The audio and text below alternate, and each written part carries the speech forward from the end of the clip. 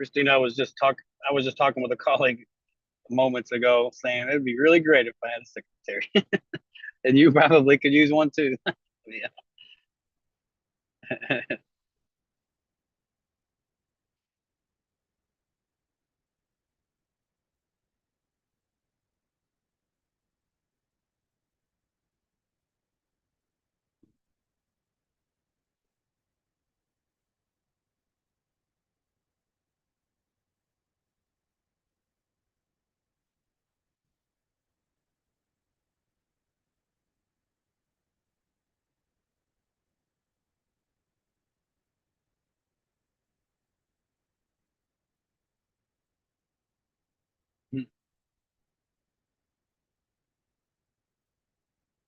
Mhm.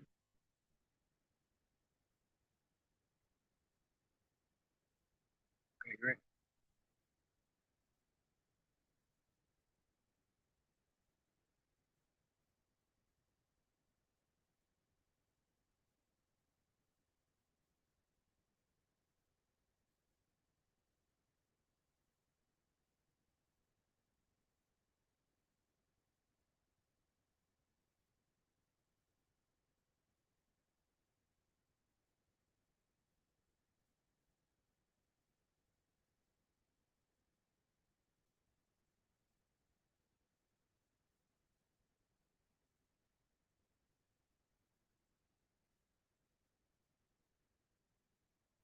And like I envisioned, Christine, this is a great opportunity just as an icebreaker, just to set some of the bedrock foundations of, and I can share with you also some of the other surrounding Area 4 states developments with you and your audience and your Indianans. So, yeah, we'll just kind of have fun with this one, and I'm grateful to be here. I'm grateful to have the opportunity, and whenever you want to get started, we can.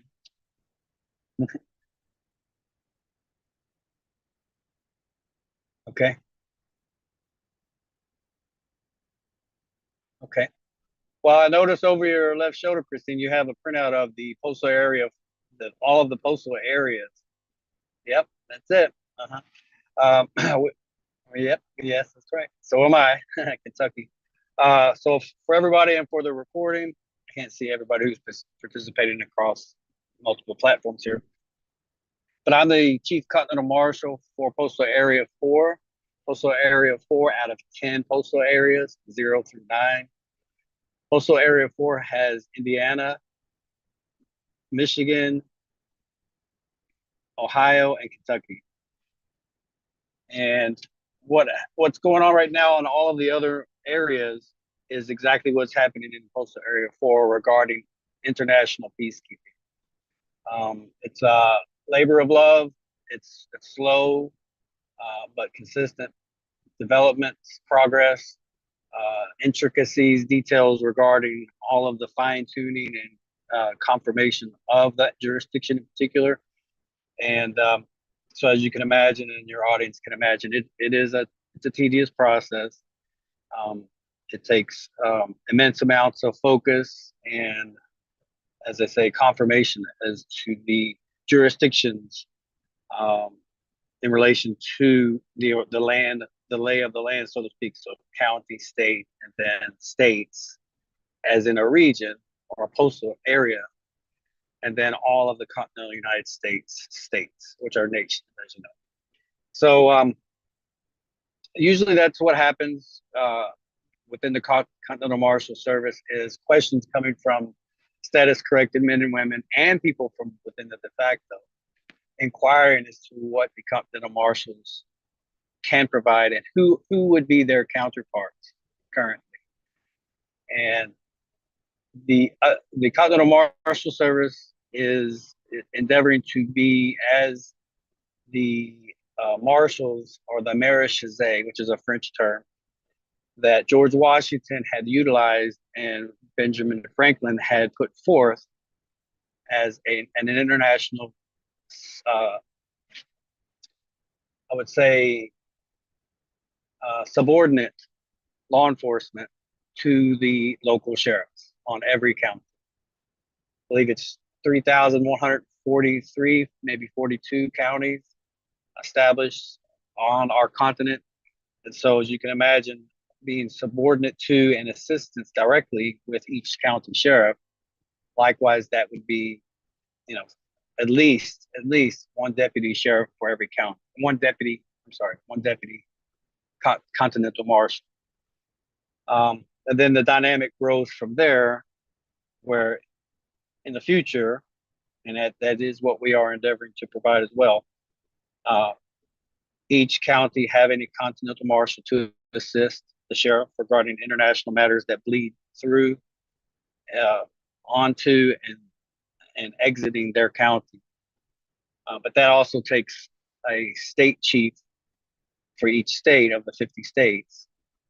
And then that state chief within that group, in that region, in this case, Area 4 has 4. So each state would have one state chief, helping to supervise and provide information dissemination to all of those county deputy continental marshals. And then every area also has a deputy chief continental marshal who assists the area chief. Okay, so I'll go from there and work myself back down.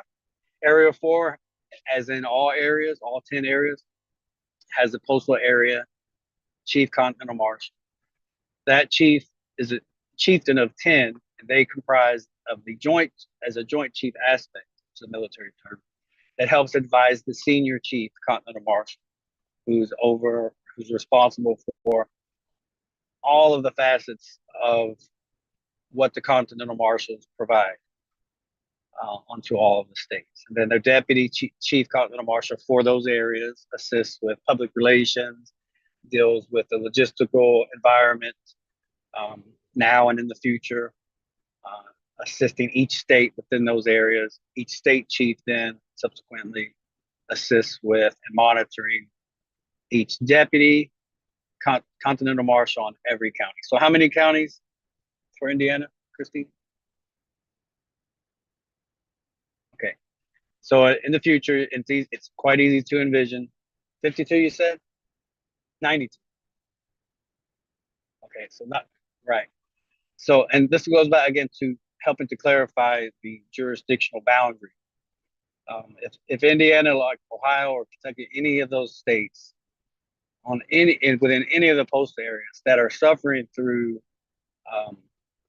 forced solicitation, dereliction of duty regarding jurisdiction from the de facto establishment, in this case would be de facto sheriffs and police chiefs, those men and women should strive to focus on what they're dealing with, on top of being, marginalized with their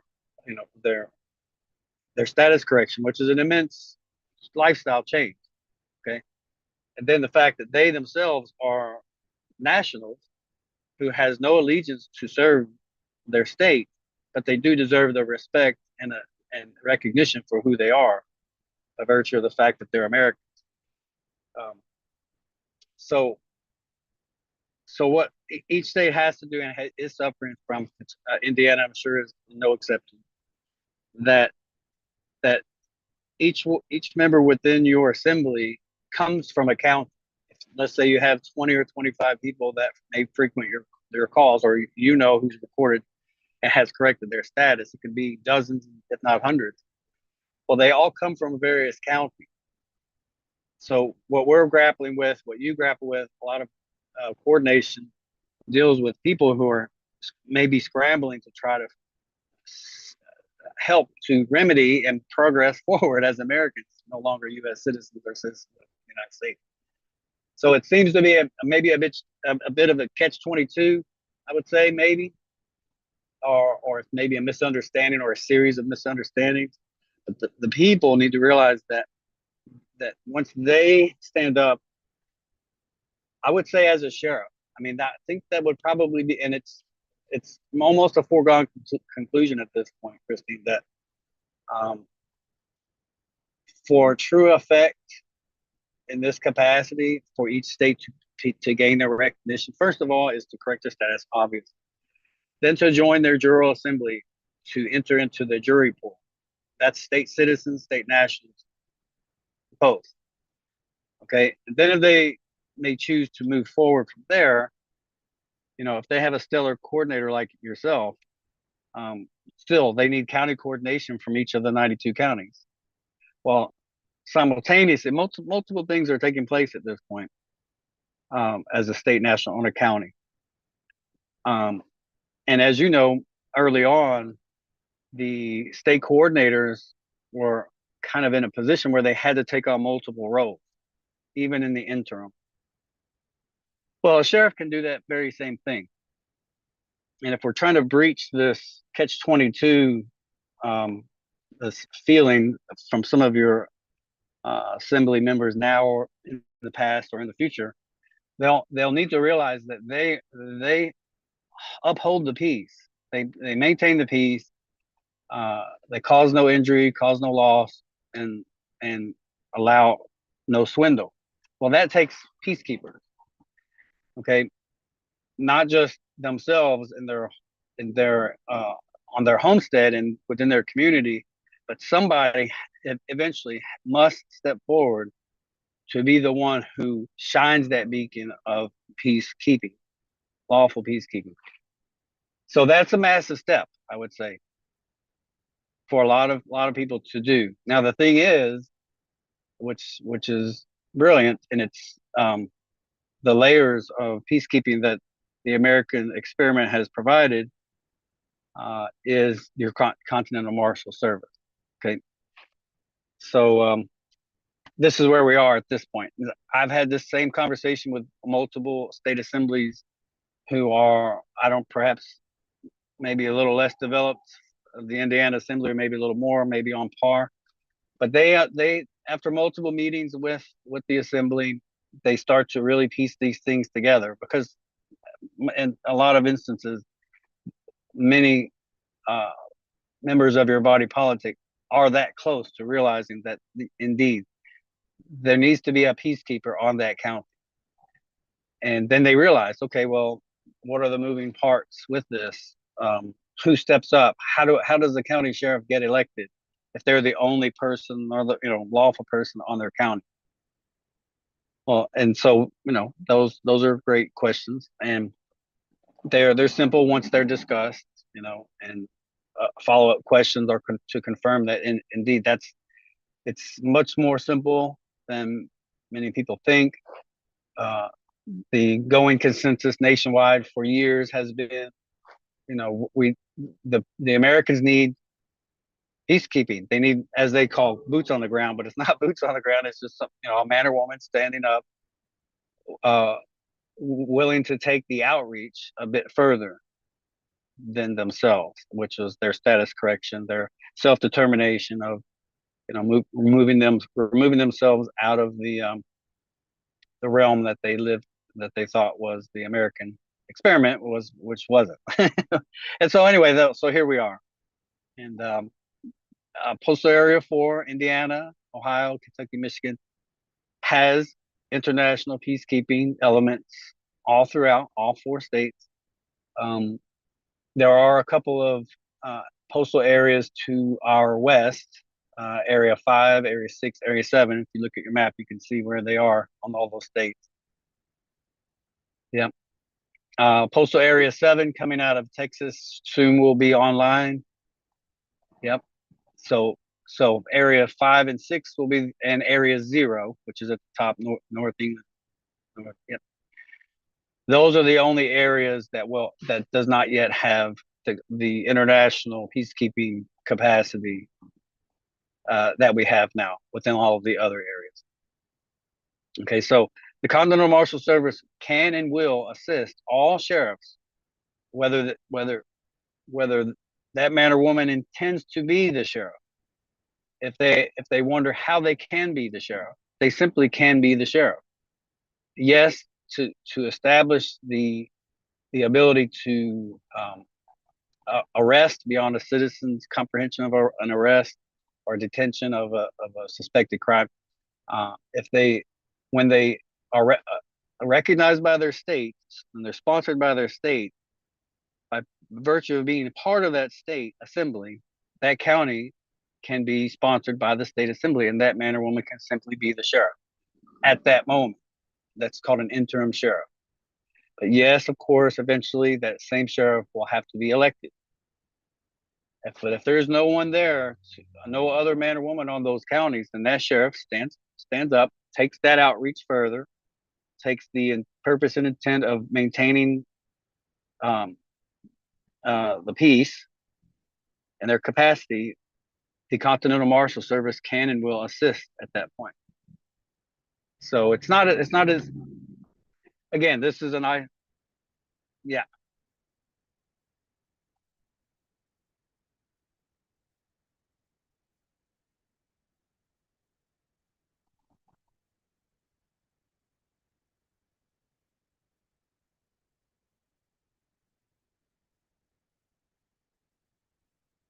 Sure. Yeah. And I think a lot of people's imaginations may get the better of them. Maybe that's just the kind of the world we live in at this moment. But and it may be too much to ask from the mindsets of people who they came to terms with their need to correct their status, and then their minds may not venture too much further without further assistance. You know, we have on my county, we have other Americans who have corrected their status. But as I look out onto the landscape and see the assembly at the state level working diligently to build further, I look at my own county. I was like, wow, the county has a long way to go. Well, the thing is, the state doesn't have a sheriff. They do have international a police aspect, but they're subordinate to everybody. The sheriffs are over the under the sheriffs, under the or assist with the Continental Marshal aspect, and assist within that state. State troopers. Um, the Federation is maintaining that, preserving that asset, and making county troopers. Restructuring the state troopers, which I admire. I've always admired the ability because of the size of the roadways, the interstate airports, seaports, Naviquin waterways, uh, interstate routes, U.S. routes, subterranean corridors. So that's a lot of ground to cover, and a sheriff who he or she is the face of peacekeeping, the elected uh, peacekeeper who is at the town. They're at the township. They're at the courthouse. They're at the towns and county square. They're there, and their deputy sheriffs are out. Uh, and force multiplying the idea of the county sovereignty and the peacekeeping. So again, there are a lot of moving parts. Once everything is built up, it seems like a lot because it's a lot of cooperation, but it's really not very many moving parts. You'll have your sheriff, their deputies. That sheriff will have an international peacekeeper, a deputy continental marshal, and really that's it. And, and then yes, in the future you'll see state troopers assisting, and because troopers used to. I don't know if anybody realizes this, but and if it was always meant to stay this way, but of course it didn't. Troopers used to assist with emergency recovery on U.S. routes. They assisted EMS. They were themselves EMS, roadside recovery. Uh, uh, if there was any fire destruction or anything along U.S. routes, and then later on interstate routes, they were there to assist. They assisted with escorting commercial vehicles and also dignitaries crossing those limited uh, interstate routes, and that was what they did. And now, of course, they seem to be that of anyone who can go all over the state and do as they do in the capacity of a police officer. And so it's a little bit sad, but I mean, maybe that's how it goes when the Americans don't come in and reel these services in and maintain the best of what they used to be and discard the rest, I suppose. Okay. Do we have anybody else? Any questions on any of the other platforms?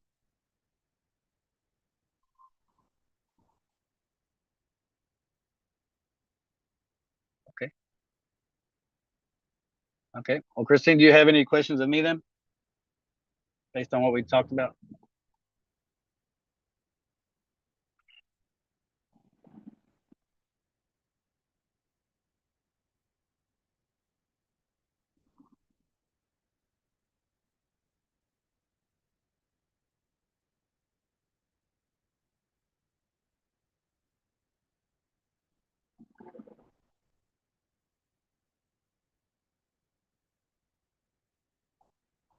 Oh, by far. Yeah. Well, if anybody who has conducted uh, any measurable due diligence regarding the militia at this point, um, a well-regulated, which means a well-equipped militia, is a well-equipped, well-educated community. And yes, a part of the militia would be that of who would assist in times of need for county defense. That same element could join with other surrounding counties for the same purpose, for county defense. It's not only county defense against robber barons or terrorists, any notion of terrorists. Of course, and if anybody does seem to lean towards the notion that it would be that of the National Guard, well, the National Guard has many, many aspects of itself. They have many, many specialties, not just the fact that they can work as a unit to take up arms against a would-be enemy. They provide water purification services, search and rescue, uh, air evac, medevacs. They they can build bridges. They can many things, and that's reminiscent of what a community would provide anyway within itself. Out of uniform, no service weapons, no any kind of heavy machinery of any sort. And I think that has been inserted through maybe layers of predictive programming along the way, and false notions of what a true, well-regulated militia is. Um, I'll give you an example of an American militia, and Christine, if you're on Mattermost, anybody else here, the Peacekeeping Task Force, which I'm a direct part of at this point, have identified among the large spectrum of what a community can provide itself, offer to its community by virtue of itself, is that of a press corps. Now, yes. And the Federation, and we looked around and said, well, can we highlight 150 aspects of what a militia can provide? Well, of course we can. Probably many more than that, depending on the creativity and skill set and willingness within any given community, more or less, depending on the size of the community.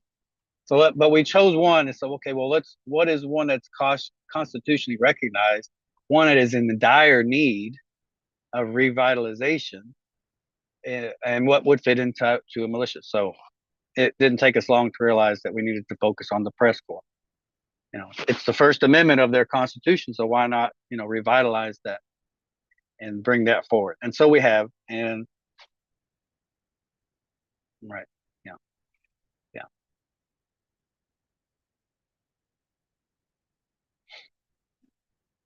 fantastic.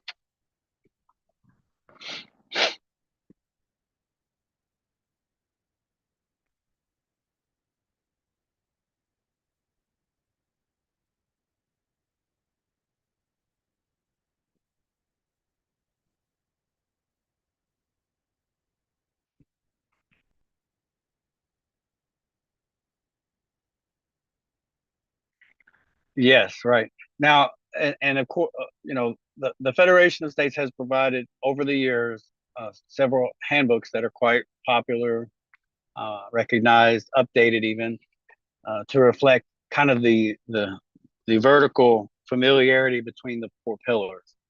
And typically at this moment, as you know, Christine, a lot of action seems to take place around the General Assembly, just because of general purposes, I would imagine. It's very versatile pillar. But once the state is up and running by virtue of the counties getting spun up, working, building, The state general assembly is less and less, becomes more seasonal, it deals with general aspects. But as you can imagine, and everybody can envision that, well-oiled machine, the general aspects of the government is less and less to be needed. Of course, it's still needed. It still functions, but it's less and less. Currently, it's more frequent, but yes. And the two out of the four that are synonymous that typically have elections taking place and discussion driven by multiple communities is the General Assembly and the Jural Assembly. Now, the remaining two, or the other pillar that seems to be tethered at the hip with the Jural Assembly is the militia. And that's that. As we've examined these many different perspectives, we've noticed that the Jural Assembly and Militia Assembly have a unique relationship. Okay, so, and then your business assembly is there where other dynamics take place regarding international business and trade. So, yeah. So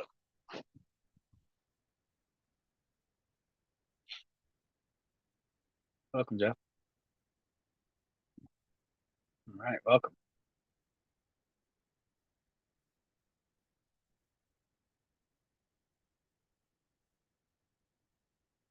Hi, Jeff. All right. Not at the moment, really. I'm just catching up. I'm at work. Sorry, I'm just catching up. But it's nice to finally self-governing. All right. Thank you for joining us, Jeff.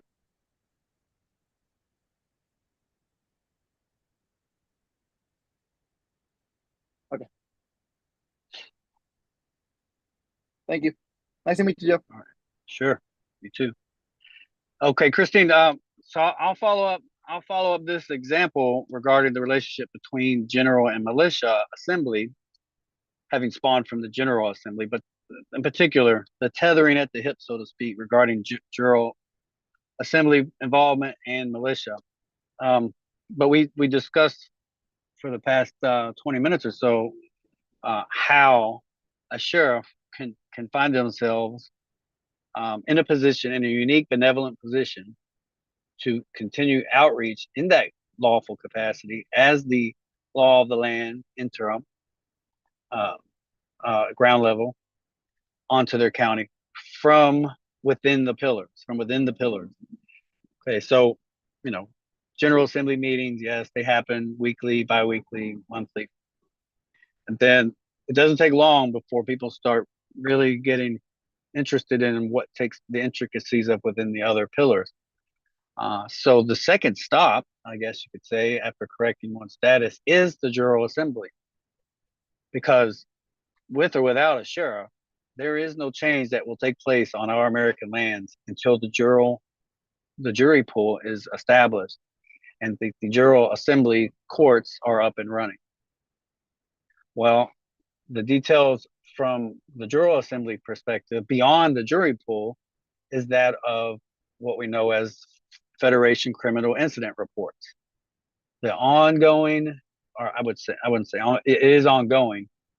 It's not a gross encroachment as the Federation has received reports, but it is continuous throughout the past 3 years or so, even with the development within the various 50 state assemblies, that there are still continuous trespasses that takes place. Well, this catch-22 is soon to be breached amongst all of the minds of the people. The more they frequent calls such as these meetings, asking questions and gaining a better perspective on what these four simple pillars have to offer them. But those same four pillars, it demands their assistance on some level. Okay, and there's really only two levels. There's that of a sovereign state national who chooses to join their jury pool. They're educated in common law. They're educated in the true history, and they're waiting, eager, willing, and able to enter into a grand jury, or a trial by jury. And that's the other capacity of the General Assembly. But also in combination with the General and Militia Assembly, General and Militia Assembly, this is where your sheriff comes from. They derive from the existence of having corrected their status, having signed up as a eager member of the General Assembly as a juror, potential juror, and then entering that realm of, again, reaching out, expanding their horizons and their opportunities to serve the people and um, provide a exposure to the people around them lawfully, peacefully, uh, honorably, and then they can move into their militia from the General Assembly and entertain the notion of being that lawful peacekeeper, standing up on their county, even if they're in the status of or a position of first, last man standing up, saying, I'm willing to entertain the notion of being that spokesman or woman for the lawful peacekeeper on their county. And then they can start realizing when they look around and they see, that this is a lot of land. These are a lot of folks, and they don't know me. And I also have a sheriff over there that who knows how far away they are from uh, you know gross misunderstandings of my status correction, my purpose of being here and assisting in maintaining the peace. And how does a land jurisdiction sheriff assist with keeping the peace? And those are all great questions. But then again, that's where the Continental Marshals comes in to assist in many ways with that development.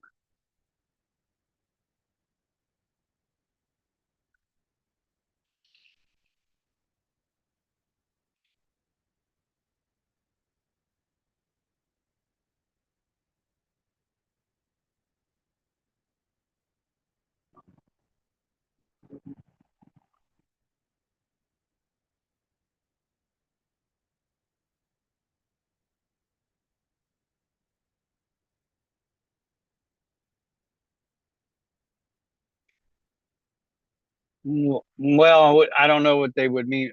I would have to have an example by someone who puts that declaration forward there when they say they don't judge. Um, to judge would be that of a ruler, and a ruler measures. And I tell you right now, I measure all aspects of my daily life. I have to. We all measure. If I'm going to jump over that hill, I'm going to make sure what's the distance? So what if I fall in? So I think maybe it's maybe a bit of semantics, maybe a bit of maybe religious persuasion, because that sounds like a sentence fragment. We don't judge. I don't. You have to.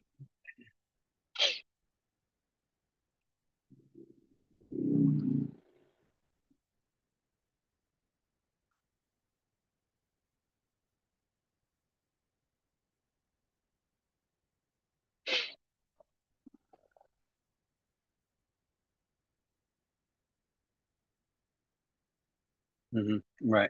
Well, and it does. It takes education, further education, continuous education. Uh, with respect to a jury pool, they do judge. That's what's unique, and that's what America has seemingly perfected, coming from England, is that of a jury.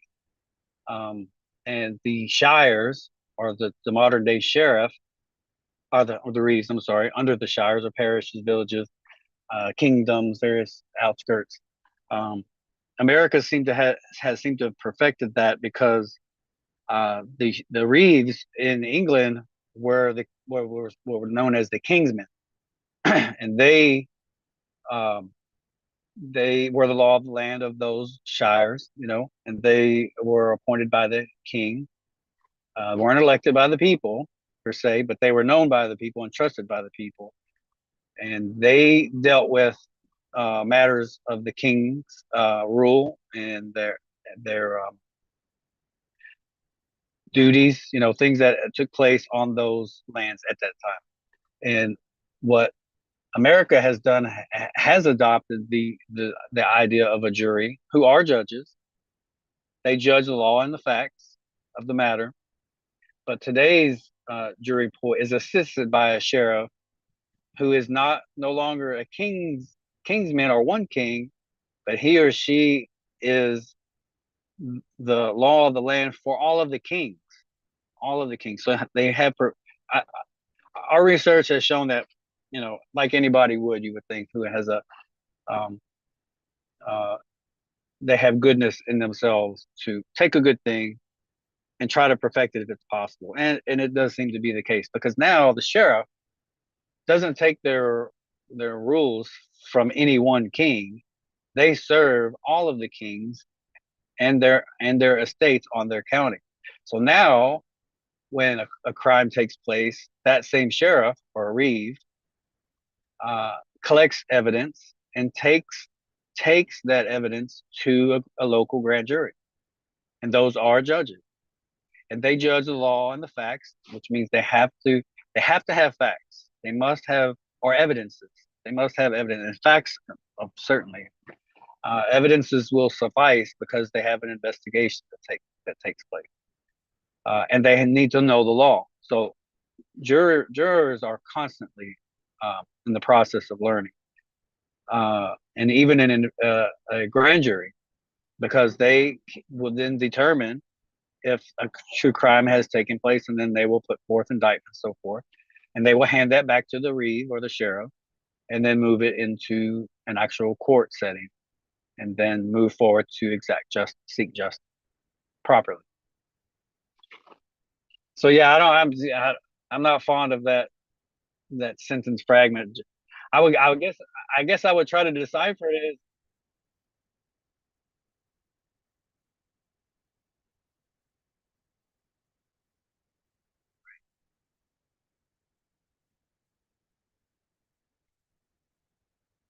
yeah, at some point. Mhm.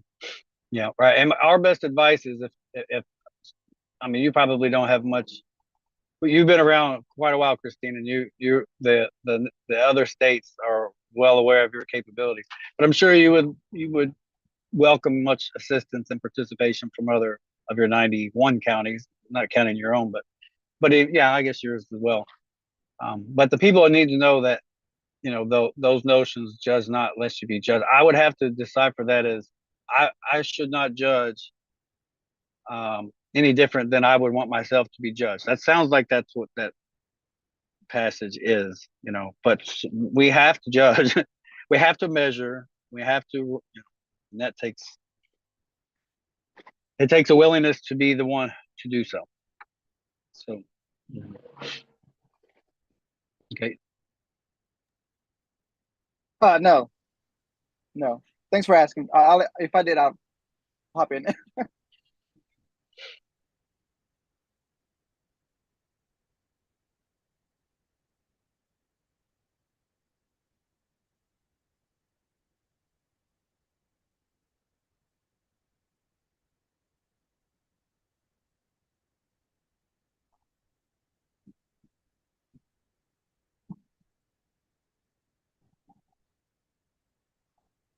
Hmm.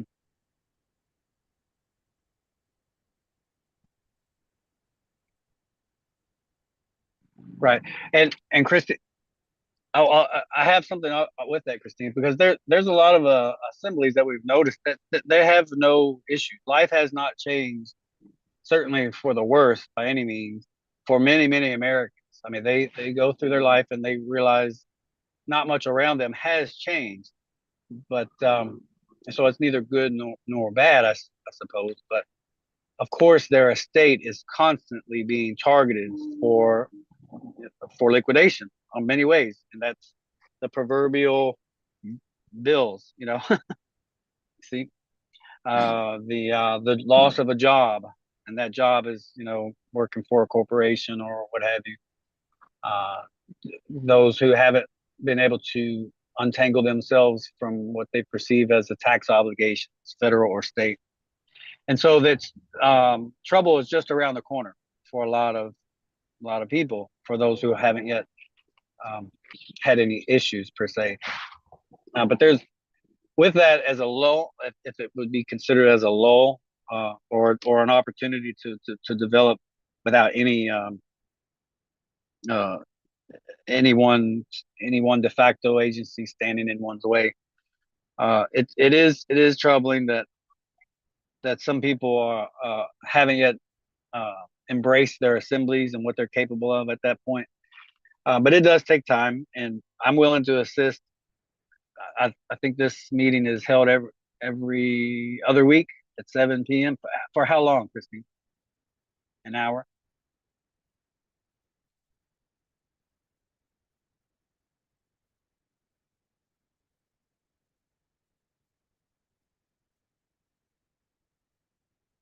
Okay. Well, I've been on many assembly meetings, probably upwards of 20 over the past I would say 18 months. And once they've latched on to the notion of what they are capable of in any environment, they just start to really just take off in multiple directions, upwards, and it's really encouraging. I don't know where Indiana is yet at this point, but I'm confident at this point, having witnessed those rapid developments in multiple ways, that Indiana, just like any other state, is going to be pleasantly surprised at what they're capable of. But I do have a question for you, Christine, on this one. So at the state level, does Indiana yet have a marshal at arms? A marshal at arms? Okay, so for the record and for you, we probably are well aware of this. Okay. Okay, well then you and I are gonna start having more questions. You and I go a few years back already anyway, when I was a state coordinator for Kentucky. But okay, so great. Yeah, and again, for the record, everybody and Jeff, we'll carve out this time period, and we'll have many awesome micro discussions about a lot of pivotal moments. And looking forward sit back to and wait. Yeah, sit back and wait, Christine, because you're going to be inundated. I know you're capable. Okay, so so the very next step would be, Christine, and for everybody, every function, every a summoned assembly with a coordinator who's a Federation officer. And Christine, by the way, I just want to say you're probably in the camp of many future coordinators who have stood the test of time to probably get your state election to go to Philadelphia as your state delegate. You probably you probably know that too, and early congratulations for you if that happens. So if I was from Indiana, I would cast my election for you that way. But right, it does. Mm-hmm. So and coming from or spawning from or couched within your jural assembly, the next logical step for any budding assembly is to elect a marshal at arms. So they are a state elected marshal at arms. They're comparable to, but superior to the de facto or Washington D.C.'s version of a sergeant at arms, which they have two, and they're appointed from within. So they're again, they take a great idea and dilute it and manipulate it to their fashions, but that's fine. But your state marshal at arms can and will assist with virtually every aspect of the jural assembly. They themselves will appoint a deputy marshal at arms for the remaining three pillars. They will assist if just say if Indiana has only one state coordinator, let's say you, Christine, but you fall ill or you have to take a vacation for a few days, emergency, what have you. You step away for any other reason, incarcerated for some foolishness or whatever, just unable to attend a meeting, which people are expecting. Well, your marshal arm is right there. And the marshal arm also helps with maintaining decorum during meetings, virtual meetings like this. In the physical realm, they'll have a presence at your state capitol, and they would also be a part of providing internal security for that venue. Okay, and I mean, it's a really fabulous opportunity to serve in that capacity, and that is not a position that goes away or sundown like a coordinator's role. And so it's really an awesome opportunity and is absolutely needed for all assembly. So I just wanted to put that there. If you know anybody in the future, if you can push that out, there is a nationwide network of martial at arms, and they meet every other week on Friday, 6:30 Eastern. They do have a presence also on Mattermost. I don't know if Jeff's here on Mattermost. Yeah, I am. Okay, good. Yeah. Okay, so but anybody who might be interested in that, as Continental Marshals, we consider themselves as us as cousinry. We would don the same star, it's a 5-pointed upright gold star with beveled tips. We are marshals as they are, but the chiefs or the Continental Marshals refer to themselves as chiefs, and then the marshals at arms refer to themselves as marshals in that setting as a network. But they discuss many things. Most state assemblies that has had an established elected General Assembly Marshal at Arms are very well received, very well respected.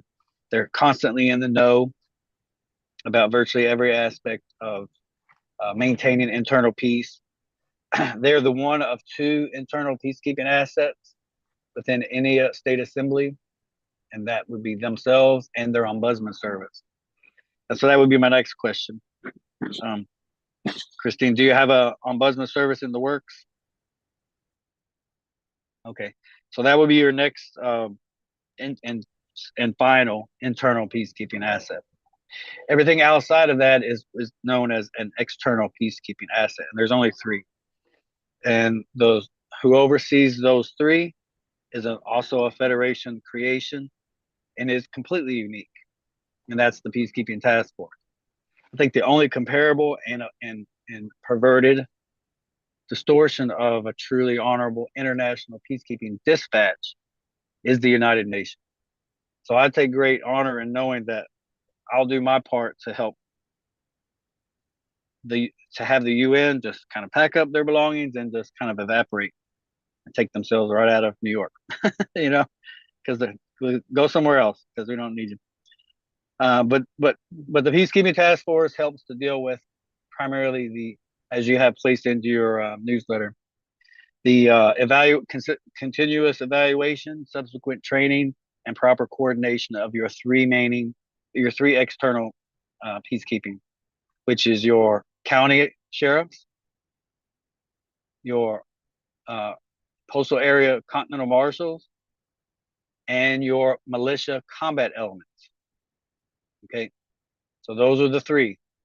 The only thing that's different, the only variable between those 3 is that there's one of those external assets has its own pillar, and that's the militia. But we can also help to expand the lawful, peaceful existence of what the militia is capable of, and that's what we spoke about earlier. Is an American press corps. Yeah, and so and the charter goes as with the Peacekeeping Task Force, on top of helping to properly coordinate, train, or evaluate, train, and coordinate, is to provide logistical support and information dissemination across the entire Earth. Another aspect of the Peacekeeping Task Force is similar to what the Continental Marshals provide in the international realm, is what Interpol provides, international police. So it's a really ample opportunity for a lot of people of your 92 counties, of the Indianans who have corrected their status, but you don't see much of them, and that's fine. That's kind of the bittersweet reality that they've corrected their status, but if they don't maybe choose to function somewhere somehow, then it's a really slow.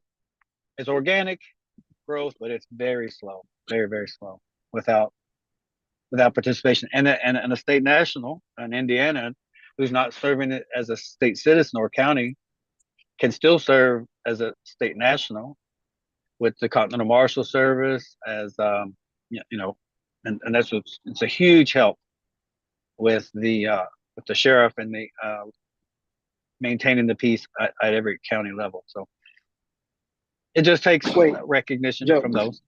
Go ahead, Jeff. can can you be a marshal if you're a juror as well? Absolutely, Like if you yes. Great okay, question, and that's yes, yep, and that's a I believe perfect, you great said something question, about that Jeff. earlier. I'm not sure. Sorry. No, go ahead, Jeff. No, you good? No, I just said that I believe I heard you say something about it earlier, and I did want to pop in and ask, but I didn't bother. But now that you said that uh, or later on about a national can be a marshal, I was wondering, yeah, about what you said earlier. Can a juror also participate as a marshal? Yes, absolutely. What's the Yep, question? Okay. yep. So can you have multiple roles as a state national?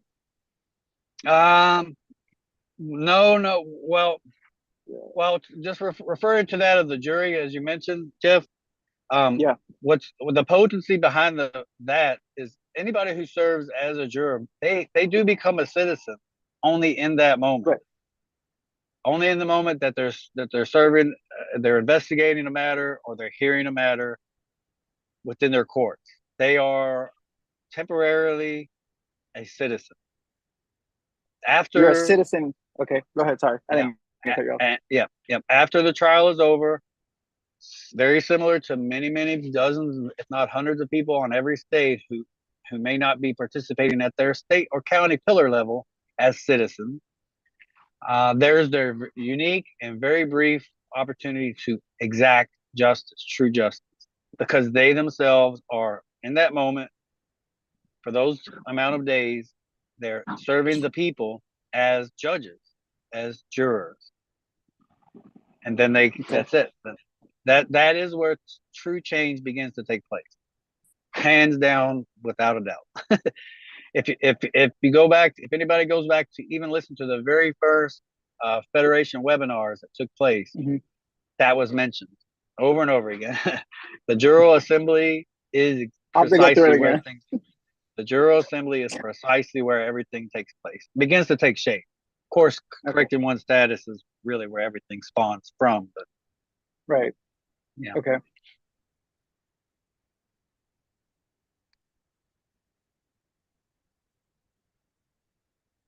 right.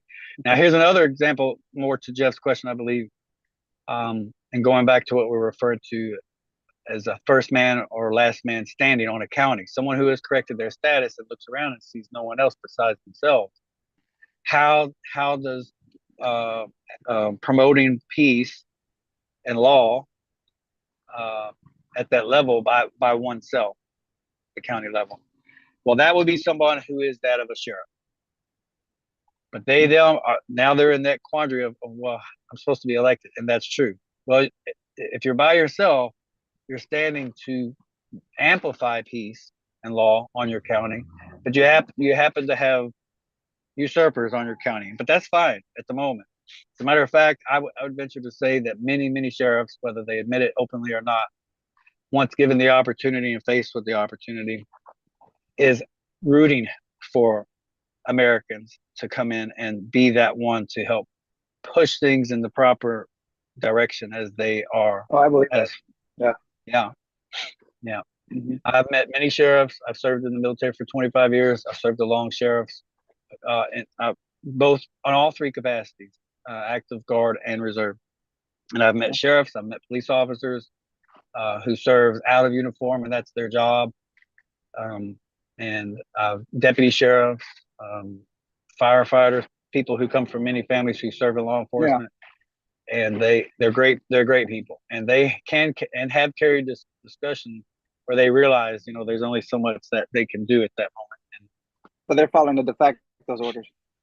And, right. Mm. Yeah. So again, just generally speaking, from the outside looking into their world, I would have to say a large part of their mindset is geared towards the success of the American people.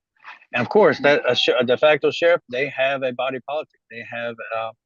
They have people who have elected for them. Yes, they answer to a county commissioner and a board that kind of leads them by the tail on what to do and how to respond and what jurisdiction is diluted. What are the various services that are around roughshod over that sheriff? but they, by and large, they exist. They provide that service along with gross other amounts of services that the American people choose not to sign on to.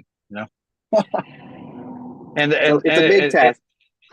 yeah, it's a slow going process. I mean, I'll give you just really one, and I'll end it with this. Take a break here. But one fine example of what a sheriff can do. Let's just say you, Jeff, since you're on the call here, just use it as an example. Yeah. Yeah. Huh?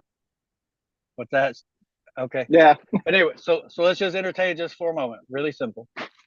If Jeff decided he would like to take on the idea, just the notion, then Jeff would notify the state General Assembly that he would be signing in as a member of his General Assembly. He'd be the first or among many to sign in, and then he would also contact the militia assembly leadership. If you don't have one, of course, it would be your state coordinator, and notify that his participation as his county interim sheriff is entering into that role as an interim sheriff.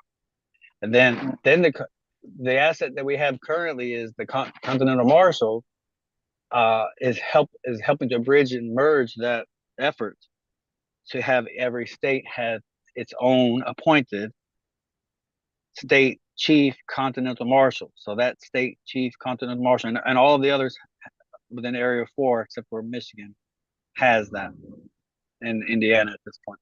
But then they would reach out in their way to help Jeff on his county and every other county on Indiana have a deputy Continental Marshal that assists Jeff with outreach.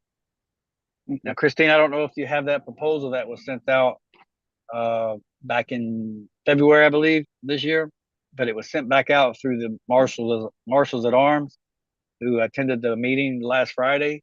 But that same proposal is now going back out. I can send it to you directly if you'd like. But it helps to draw out the various jurisdictional variations or series. I believe there's 4 series where we could help Sheriff Jeff here, just like that, or any other, with outreach.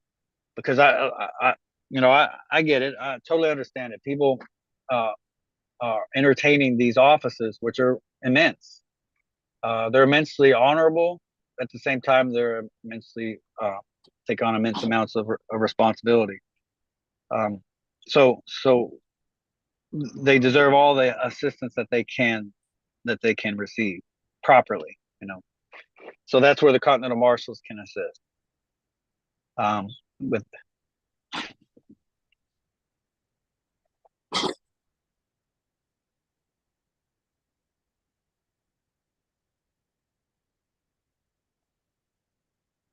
right. Mm-hmm.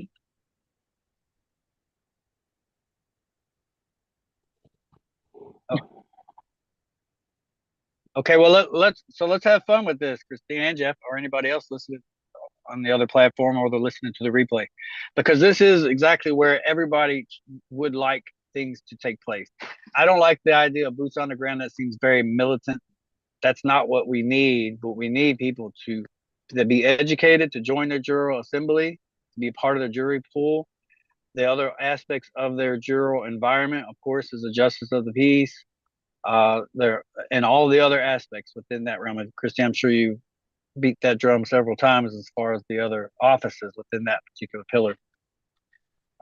But and then along with the militia assembly, I have so much appreciation for what all of the pillars are capable of. Most people within their assembly can attest that perhaps most what they have seen taking place at the state assembly level is centered around the jural assembly, and I totally understand that, because that seems to be the lobby of a lot of things taking place, and that's true.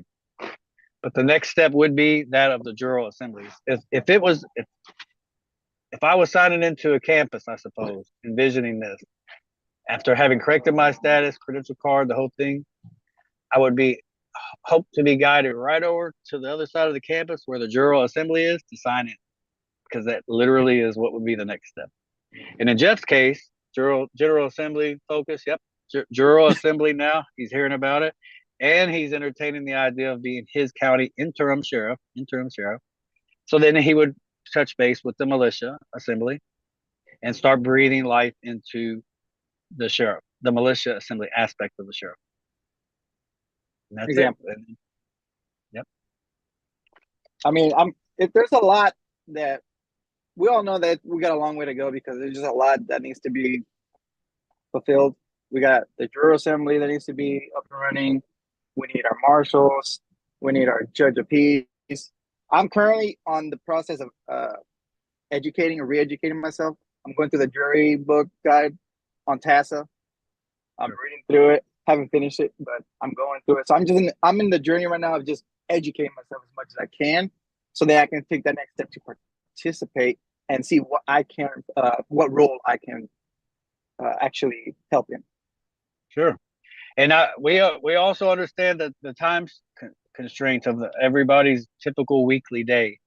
I mean, we've got it down to where, when everybody, I'm sure Christine could even attest that, anywhere between 1.5 to 3 hours every single day is very, very commendable, and it's doable, especially when a 1.5 hours a day. And that's like you said, Jeff, just getting educated. That goes a long way, but it's really, which between 1.5 to 3 hours is between 10 and 20 hours a week, every single day. If that's how it was, spread out, I suppose, disseminated between each day. And that's a lot to ask from people who, have families, have a full-time job, and all of the stressors and all the other aspects of life, So it's completely commendable, and it's understandable if others cannot really find much more time than between 10 and 20 hours a week. But we're here to help with that. So with that same effort. And so it's calls like this, coordinators such as Christine and others from other states that have the same dedication as Christine, and willingness from folks like yourself, Jeff, that things begin to take place. Yeah. Truly. Yeah. We can't just, I mean, we have to be honest. We have to we knew what we signed up for if we sign up for something, and then we have to do our part. But yeah, there's a lot that we need to, we still got a long way to go, but we just got to educate ourselves as much as we can and just keep going forward. Okay. Well, what I would expect and welcome with open arms is as many questions as, like you, Jeff, or anybody else who's on the call, listens to the call later, Christine as well. Just bring as many questions as you can, as you have. And if you would like to send them to me in an email, I will, if they're pressing, I will answer them immediately. If they're general questions, I will help to answer them on the next call. Anything regarding the Continental Marshal Service, the Peacekeeping Task, anything that has to do with someone who would be wearing a 5-pointed star on their chest. Literally any aspect of that. Yeah. And that's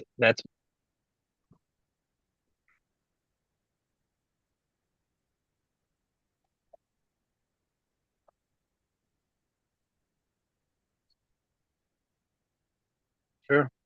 Yeah, and 60 to 90 minutes on a call like this every other week. Just so happens that Mondays at this time is open for me, so I'll dedicate this time to Indiana specifically. And anybody having any questions at all about law, peacekeeping, I just want to say law enforcement, no, maintaining, upholding the law, and maintaining the peace, keeping the peace. That, and again, anybody who would happen to have either on a credential card or on their vest a 5-pointed star, either sharp tips or pointed tips or bevel tips. That's my job to know those questions, the answer to those questions. And of course, if I don't have the answer to the question at that moment, I will get it immediately. Appreciate it, Joe. Sure.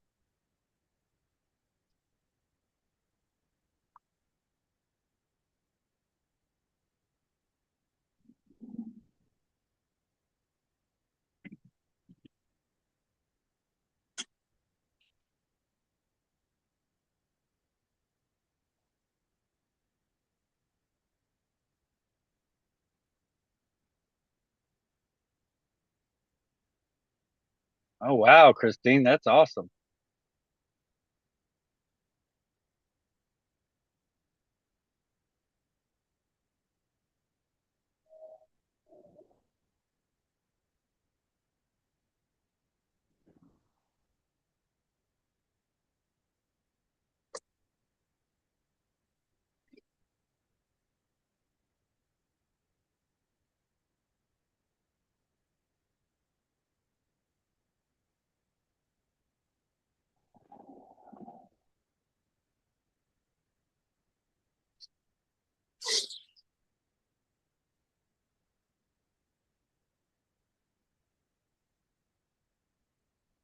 Mhm. All right, Christina, and as you're aware, we have also many presentations that we can provide as well over the course of every other week for sure. Okay. All right.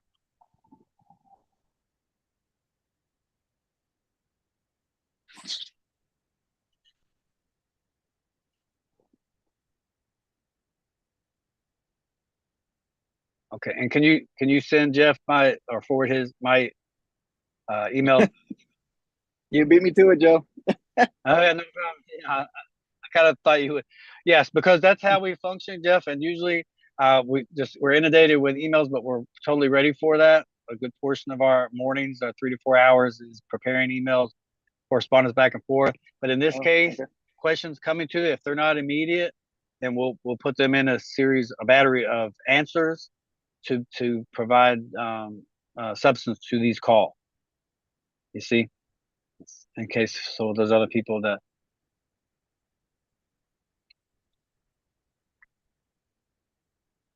sure,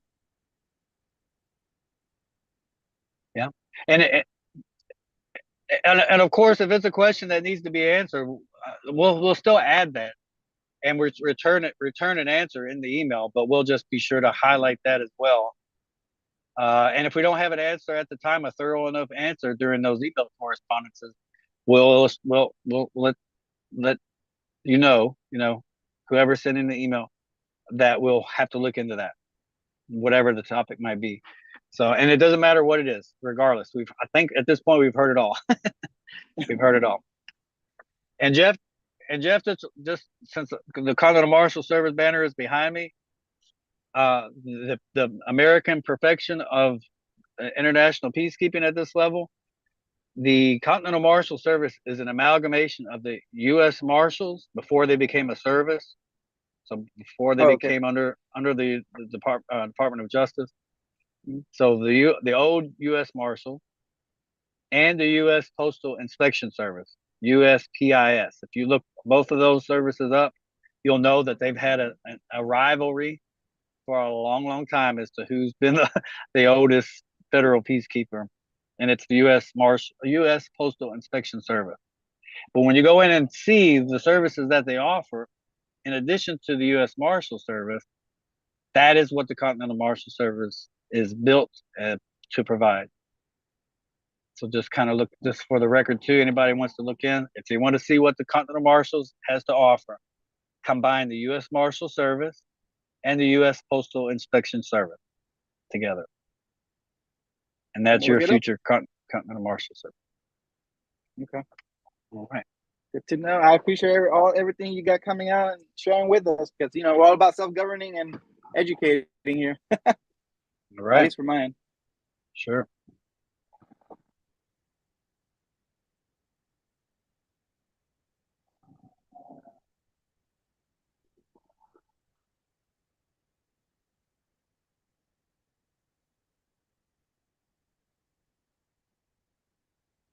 Thank you, everybody. Recording stopped.